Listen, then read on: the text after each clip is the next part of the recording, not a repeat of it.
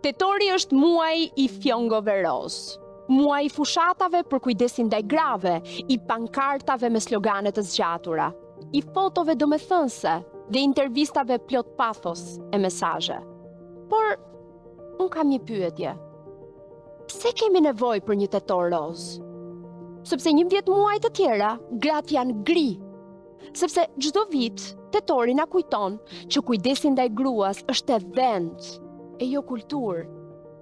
Në fakt jetojmë në një vend ku flitet për barazi gjinore me të njëjtin entuziazëm si për korrupsionin.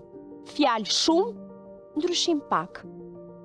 Ne kemi kuota gjinore në politikë që në letër duken si fitore, por në praktik janë thjesht aksesor roz për ta bërë listën e kandidatëve më fotogjenik. Sa prej grave që futen politik janë aty për të plotësuar kuotën e jo prej meritës. Sa prej tyre zgjidhen për heshtjen e jo për zërin.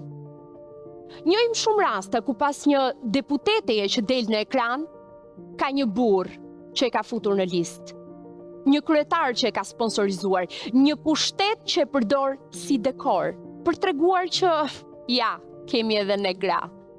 Por sa fuqi vendimarrëse I lën asaj në të vërtetë.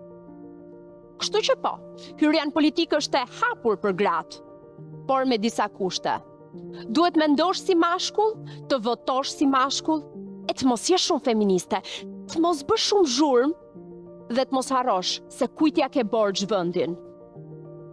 Ndërkohë gratë e tjera, ato që nuk kanë kuotë, as podium, vazhdojnë të mos kenë as mundësi për kujdesin shëndetësor bazik.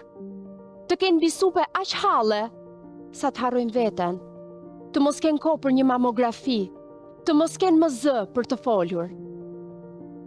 Me gjithë të teatr politik, në gjithë këto vite, I vetmi propozim serioz për lehtësimin gjinor, erdhi jo nga një grua, por nga një burr që tha se ditët e menstruacioneve duan trajtuar si ditë pushimi dhe paketën higjieno-sanitare të grave dhe vajzave pikërisht për ciklin ta përjashtojmë nga TVSH-ja.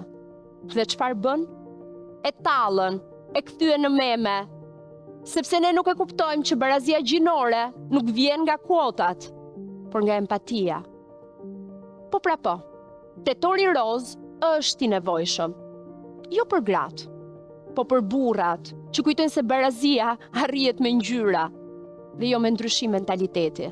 Dhe për gratë, që në këtë muaj gjejnë rastin të veprojnë si gra, pa rënë në sy për keq. Jemi akoma në tetor, dhe do shohim edhe sot fjongo roz nëpër ekrane. Por një shoqëri që ka nevojë për kuota për të përfshirë gjysmën e saj, ka nevojë për shumë më tepër se një fjongo roz.